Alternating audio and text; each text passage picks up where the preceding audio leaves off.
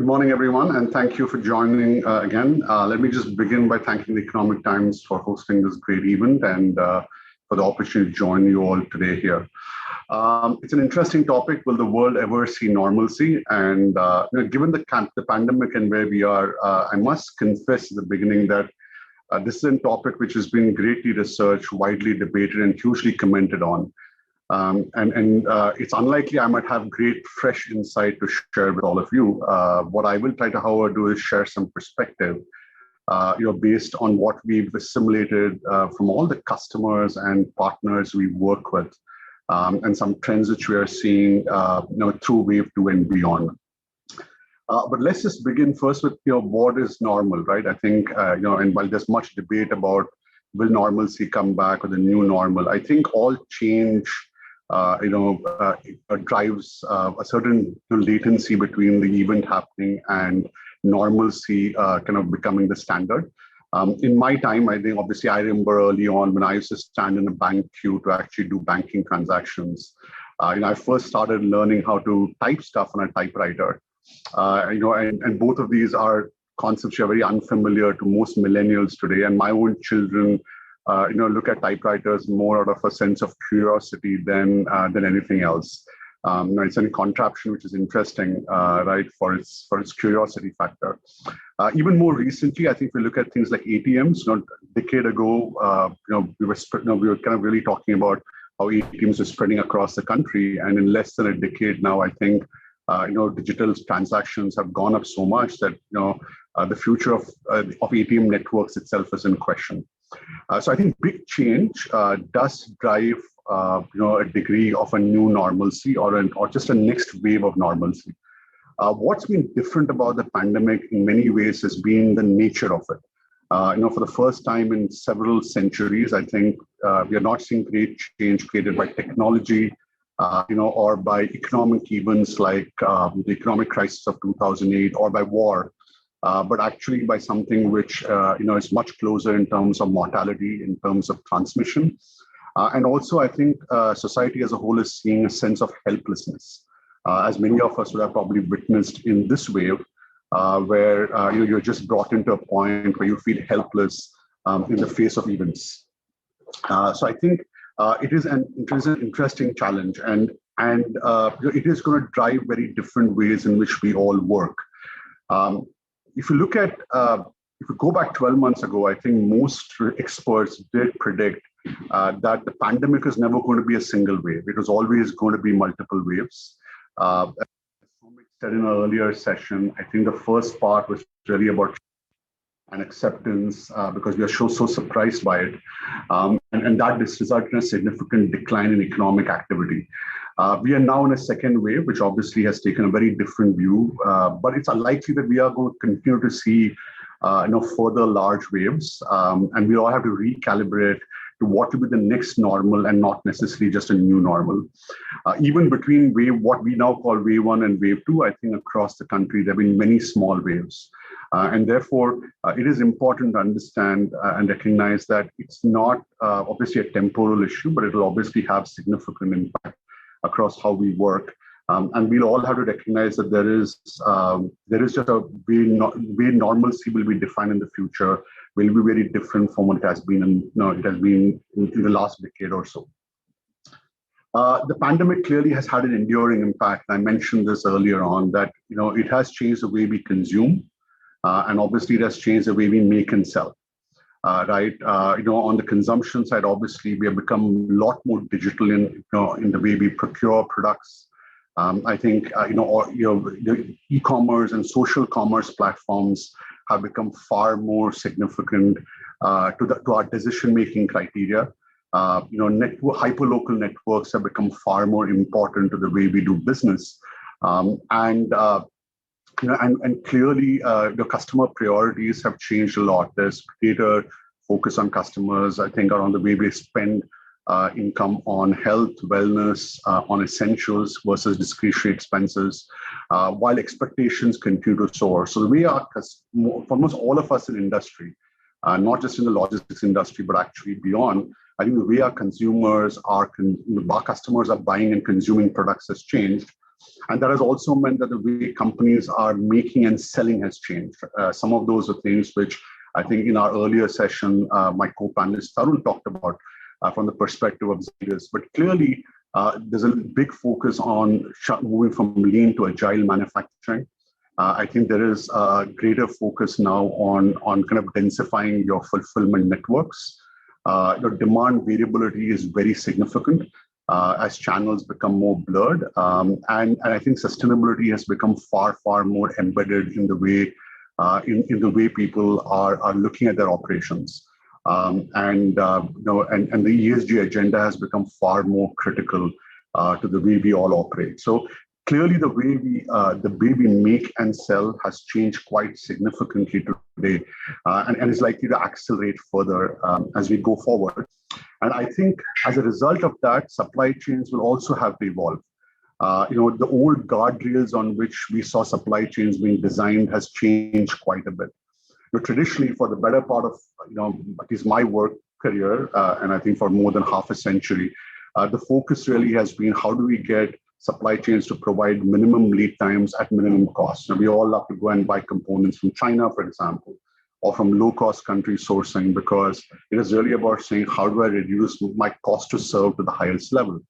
I think now there's a very active dimension of saying how do I minimize cost to win, not cost to serve. Right. The second thing is, our globally, historically, supply chains have existed in an interdependent way, but they've never actually been integrated. Right. Clearly, I think coming out of this pandemic, there is far greater focus, not just from globalization to regionalization, but I think even within nations, from regionalization to localization, because you could have one state in India completely shut down, and could affect your manufacturing footprint. And affect your ability to supply a very large part of your market. Yesterday we were having a conversation with a very large customer of ours, and they're relooking their entire manufacturing footprint now as they look at continuity in a very different way. Decision making and the view technology was used has changed. Historically, we use technology to drive more predictability. We want to kind of look at how do we make data models which allow us to manage the predictability of our supply chains. I think now the transition is really around how do I use data to drive more agility in our supply chains. And visibility is very important there. And the last thing I think is guardrails around channel movement are blurring. The way supply chains were designed historically is that to some extent you pivoted your business around volume, try to concentrate volume, build a lot of predictability around your volume, and then use that to drive costs and service levels. And that's kind of changing quite a bit because in almost all industries today, we can't really particularly forecast how our channels will move. And every week, every month, you could actually see movements based on lockdowns or local conditions, shifts happening between your channels. And that's going to be fairly significant. As a result of that, I think the way supply chains are designing are going to change. And what we are seeing now is an evolution of what I call 5 new priorities to supply chain design.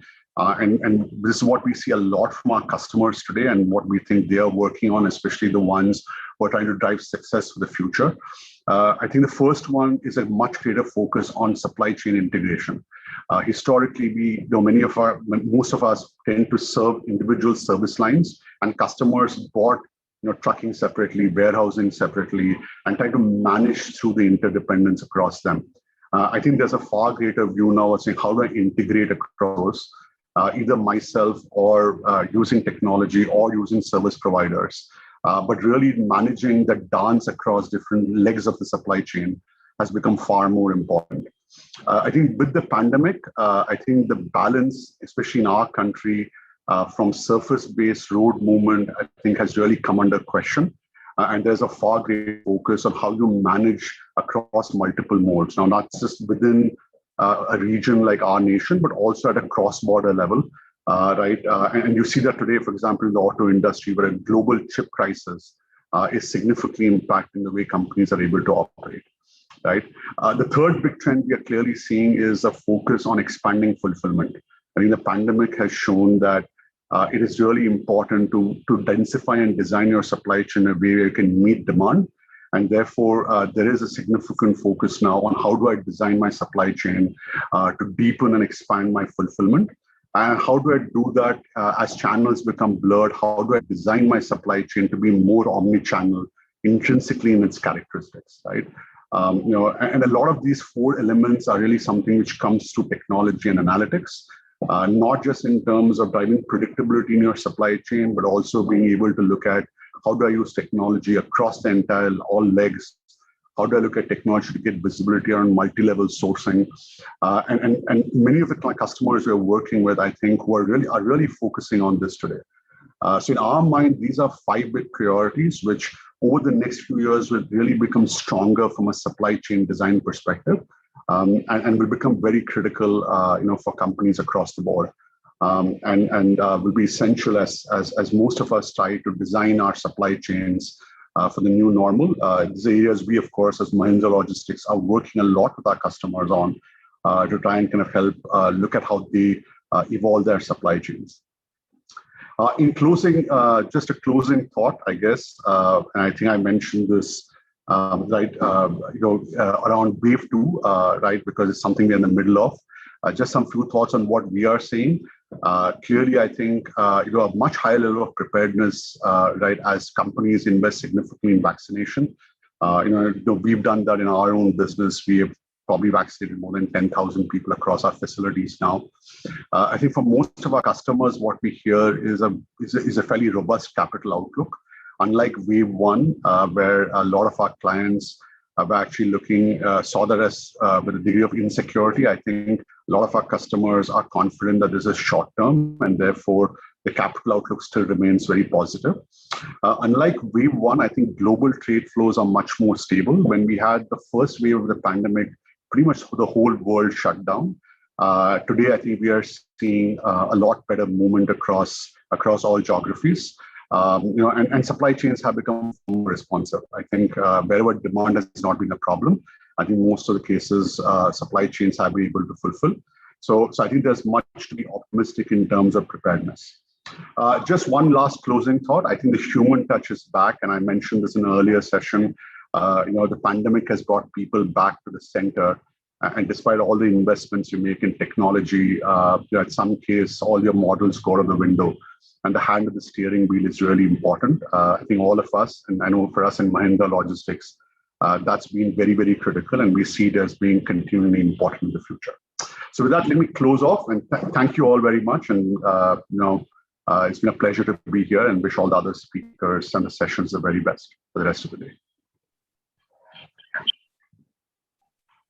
Thank you very much indeed, Mr. Rampraveen, for sharing your thoughts as well, especially with regard to where the future is headed and how's the outlook like. So I believe that was very beautifully brought out in your presentation, especially with regard to the shift that is taking place in terms of the supply chain. And most importantly, how we as consumers and we as people are having more higher level of preparedness, including the organizations as well. Thank you once again for joining us this morning and for sharing your insights with us. Thank you very much.